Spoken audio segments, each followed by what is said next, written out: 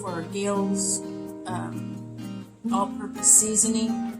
This is part 2, and on part 1 I had showed you we went out and picked different herbs that I'm going to be using, and I'll be using some more too. And at the end of this video I will give you the basic recipe. But this is the rosemary, and it was out on that long hanging dryer, and it's pretty dry.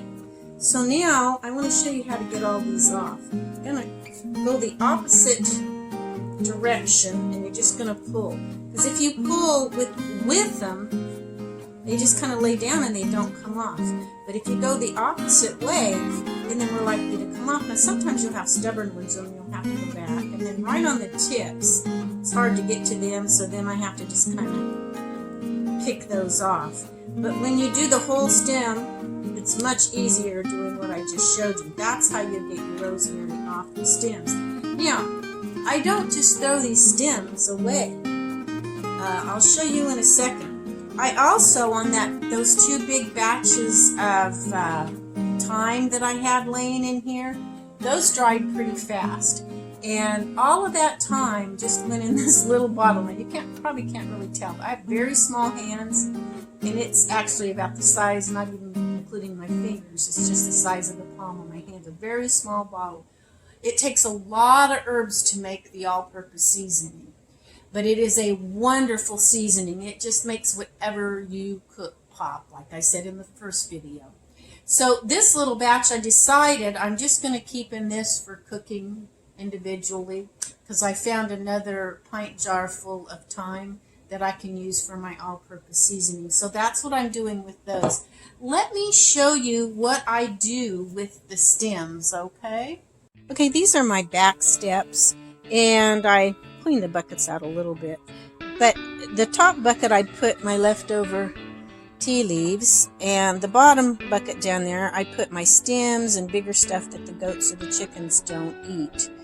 So that's what I do with those, because that will compost. Okay, this is my all-purpose seasoning. Usually I will put it, if I have a lot, in my pint jars so I can seal it. And then this one I can't seal, but I fill it up and keep it in my kitchen so it's handy when I'm cooking. But this is what it's going to look like, but it is wonderful stuff, really good. I want to show you just a couple more things, and you'll get the recipe. And you can change this. Every time I make it, it's a little bit different, depending on how much and what herbs that I have available. But no matter how you change it, you'll be surprised. It is really good. So somebody said my first part 1, they couldn't hear real well. So I may repeat a few things on here. Like with this all-purpose seasoning, I put it on meats, salads, spaghetti, soups, stews. I put it on just about everything except desserts. I haven't put it on desserts. So yeah, it's a wonderful seasoning. I put it on my eggs. I mean, just everything. It's really, really good. Okay, this is back to my dryer. My ruffled purple basil's just about, I'm going to leave it about another day. And then this is my sage. Some main things that you always want in the seasoning is your basic, like sage, oregano, garlic, some of your basic things. And then you can add others. I don't always put basil, but I'm going to put basil in it this time. Okay, this is my food processor, and I'm going to put all of the little individual jars, like I've got oregano dried, I'm going to get my rosemary, my basil, all of those things, and I'm going to put just not much. I don't think I'm going to use the hot banana pepper this time, because I have some spicy oregano that I'm going to put besides my regular oregano, and that'll give it just a tiny bit of spice. You don't want to put a whole lot, depending how much. I'm going to put all of this thyme, and let me show you a couple other things. Okay, now you're just going to use your food processor to put your big leaves in, to scrunch them down small, like the rosemary and thyme that I showed you.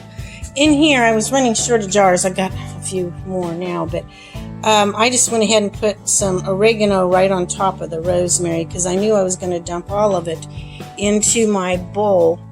And then I'm also going to dump everything that I run through here, my basil, rosemary. I'm going to chop it up fine. I'm going to put it in the bowl.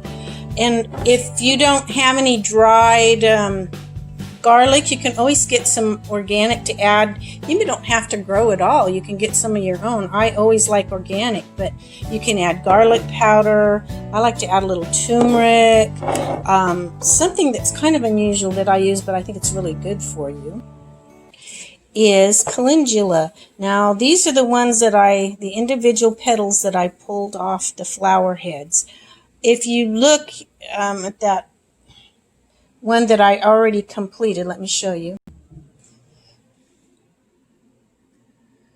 Do you see the orange in there? That's the calendula. So I like to add that. Calendula is really good for healing on the inside of you, especially if you have things like ulcers and stuff, but anything, it's just good for you. I'm going to add my spicy oregano, my thyme, anything that you have, just throw it in there. A couple of things that you want to be careful with is your hot. If you want just a little bit of hot and spicy, you don't even have to use that. It's just that we like hot and spicy. If I wanted it really hot, I'd add some of that hot banana pepper, because those are really hot banana peppers. So just your basic herbs, just throw them all together, and then and what you might do, and you say, well, I'll make a few small batches. Even to make a small batch, it takes a lot of herbs, but that's okay because you can't get this in the store, and it is really, really good. So experiment a little bit. Have your basics, your oregano, thyme, rosemary, garlic, and then add other things to it. Write it down and put it in a little bottle. Next time, add your basil to it and see if you like it better with a little bit of basil in. I'm adding basil this time. Next time, you might want to try a little bit of spice, a little bit of this, whatever you think of that you can put in it. But that's basically the recipe. And you just mix them all together and put them in your jars and seal it up. And then I keep a small little jar that's not sealed in the kitchen. When I run out, I fill it from my sealed jars and then seal my jar back up. And that's pretty much it. There you have Gail's all-purpose seasoning.